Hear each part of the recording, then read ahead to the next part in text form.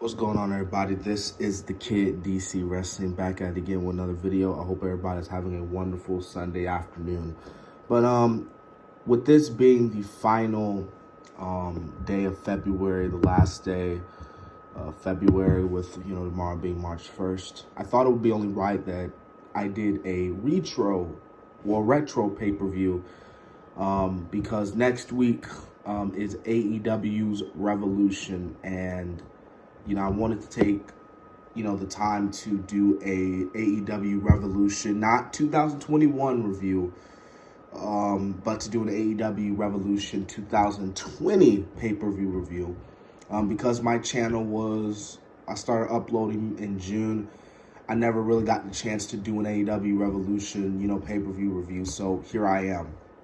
And I gotta say, man, for this show, this took place in Chicago, Illinois. This took place at the Vintrust Arena. The buy rate was over 100,000 to 105,000, and the attendance was 7,000 people. This event, in my opinion, was the best AEW show of the year of 2020. Like, AEW had great shows, but this show, Revolution, was their like MVP of their pay-per-views. And because it was so good, I wanted to do a review on it. So let's get to it. We kicked off the night. You had Jake Hager defeating Dustin Rhodes by submission. And at this point, Jake Hager, this is his debut match. Jake Hager, he debuted on the debut episode of AEW Dynamite, joining the Inner Circle. And, obviously you needed to build up Jake Hager. And I kind of find it crazed how, we look at Jake Hager now and it's just like, man, like Jake Hager's came a long way, you know what I'm saying? Like, it looked like he was going to be built up as a monster, but he's like losing every, now and then. So, I don't know. That's just me, man. But I guess for this matchup was okay. It wasn't like the match of the night or, the greatest match of all time, but it was okay. It was meh, I would say. The thing with Jake Hager, actually, I never really looked as Jake Hager as a star, like a main eventer. Like, I will admit his debut in AEW was really good, but despite that, I really never really saw nothing in Jack Swagger. I never really saw nothing in Jake Hager, and, I still don't, you know what I mean? So he's a meh. I always thought he was meh, you know what I mean? He had his times where he was boring, but, overall he was a meh, you know what I mean? All right, we get Darby Allin defeating Sammy Guevara. These guys were brawling, before the match, but this match did last 5 minutes. I was happy when Darby did get the win here. Sammy, around this time period, obviously he was kind of like the loser, the wink, I would say, of the Inner Circle. He was the one that was always getting the finishers hit on him, always getting his ass beat, always losing. So, with Sammy finally leaving the Inner Circle and, hopefully become a babyface, this could, like, really do good for Sammy. Just lets you know how, the Inner Circle helped him out a little bit. But at this point, like I said, Darby Allin, being built up as a future star. These both men, very young, and they're going to be something one day. Okay, so we get to the match of the night. Kenny Omega and Hangman Adam Page taking on the Young Bucks for the AEW World Tag Team Championship. This match, in my opinion, and there's been a lot of great matches in AEW, but this match is still one of the best matches I've seen in AEW. You guys saw my, back in December, I posted my top 10 AEW matches of 2020, and I said that this matchup was number one. I mean, this matchup was so good that many people consider it to be the greatest tag team match, not just in AEW history, but in the history of professional wrestling. Now, I will admit, I don't think it's the greatest. It's a great match. Match of the year for AEW, but to say it's the greatest of all time, I don't believe in stuff like greatest of all time. Like with Orton and Edge, when they did the whole greatest of all time, I'm like, there is no, greatest of all time. Now, is it like the greatest tag team match in AEW history? Yes, because AEW AEW's been around for like 10 years. You know, they've been around for about like 2 years now. So, you know, it makes sense to call it the greatest tag team match in AEW history. Because even the Young Bucks and FTR, even though they had a great match, it just, in my opinion, it still didn't, you know, quite deliver like Omega and Hangman and the Young Bucks did. And this was a good story, man. The good story.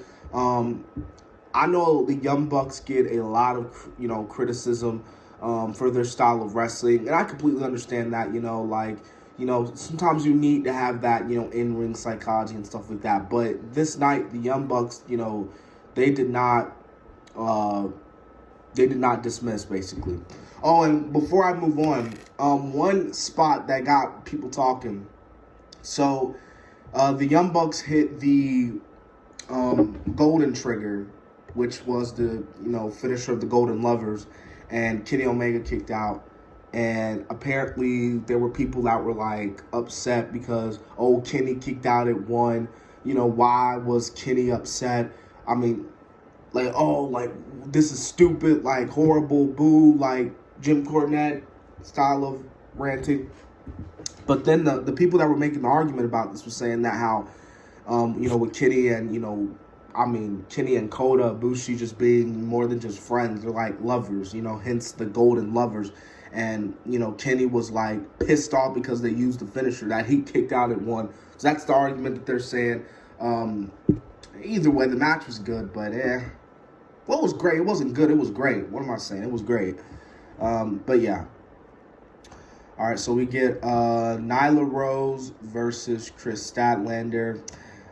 I didn't really care about it. Honestly, this match to me was the worst match on the show, in my opinion. This match was, I just wasn't feeling it. Nyla Rose at the time, you know, and Kris Statlander, I was just like, this was the cool down period. You know, this was the moment where you could grab a snack or go to the bathroom or, you know, do something else, you know, go on your phone. So this was the cool down match. So I'm not surprised that the match was like it was. But Nyla Rose did defeat Kris Statlander to retain her AEW Women's World Championship at the time. All right, we get MJF taking on Cody.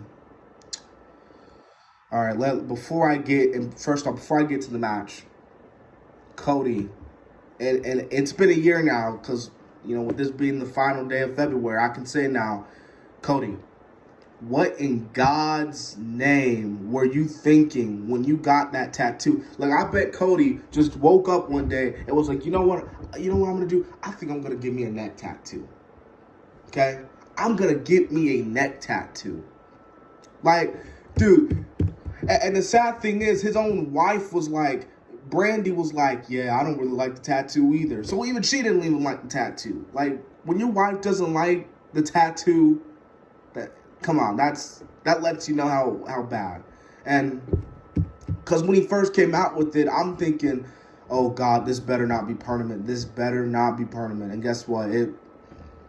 It's permanent. It's permanent. So it's I was like, what the fuck was he thinking? You know what I mean? But this is a great match, man. MJF played a good heel. MJF got the win here, which was good. I thought Cody was gonna do, you know, MJF what he did to Shawn Spears at All Out with Cody taking the win, but MJF taking the win here was great. Okay, so we get the semi-main event. We got Pac defeating Orange Cassidy. Man, this match made me a fan of Orange Cassidy. I'm going to be completely honest with you guys. You guys know how much, you know, I tell the truth. When Orange Cassidy first came to AEW, I was like, who the fuck is this guy? You know what I mean? Like, I was like, who's this guy? You know, like, doing these kicks and the people popping. Like, what? You know what I mean? But, you know, this match made me an Orange Cassidy fan because I was like, well, damn, you know, for someone who doesn't talk and does all these weird, you know, kicks and shit, this man could go in the ring. And even though the match was like 13 minutes, he and Pac, you know, put on a pretty good matchup for what it was worth. And, you know, Pac did get the win, which was good for Pac because, you know, he had, you know, he needed it. But yeah. All right, we get the main event. We get Jon Moxley versus Chris Jericho for the AEW World Championship. Oh, I gotta say this. So you guys remember? So Cody, when he made his entrance, Cody's theme song "Kingdom" by Downsdale. Dude, that performance was like.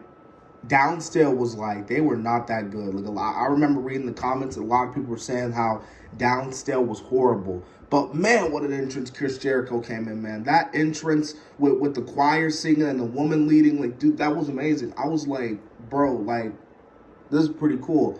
And yeah, man, Moxley defeated Jericho, which made sense. Jericho had a long reign. And, this just sucks, man, because this was the last AEW pay-per-view before the, pandemic. And it just sucked because, like, with the way Moxley was going, it looked like he was going to get that big reign. You know what I'm saying? Like that big-ass good reign with the championship. You saw Moxley, afterwards. He's talking about how, he won it. And in AEW, we brought professional wrestling back. And just sucks that, Moxley never really got to have the reign that he did with the crowd. Because I do believe that his reign would have been a little bit better if the crowd, but because there was no crowd, or, a little bit of a crowd, it kind of made Moxley's reign a little bit stale, in my opinion. I mean, it was okay, but it wasn't like the legendary championship reign that Jericho had with the belt. So, that's just me. But yeah, man, like I said, man, this was a great match. This was a great pay-per-view. I thought this was a good pay-per-view. I can't wait for this year's AEW Revolution. I think AEW Revolution should be their WrestleMania because, it just makes sense. Like their pay-per-views end up being the, biggest pay-per-views of the year. And this is gonna be with the card that AEW got. This is shaping up to be a really good show, and yeah. So, anyways, that's the video, guys. I'm glad you guys are tuning in to the video. Well, if you did, thank you. Tell me, what did you think about AEW Revolution 2020? And also, if you have any video suggestions, any video recommendations, any topics I should talk about, go ahead and put them in the comment section. If you haven't already, like, subscribe, show the kids some love.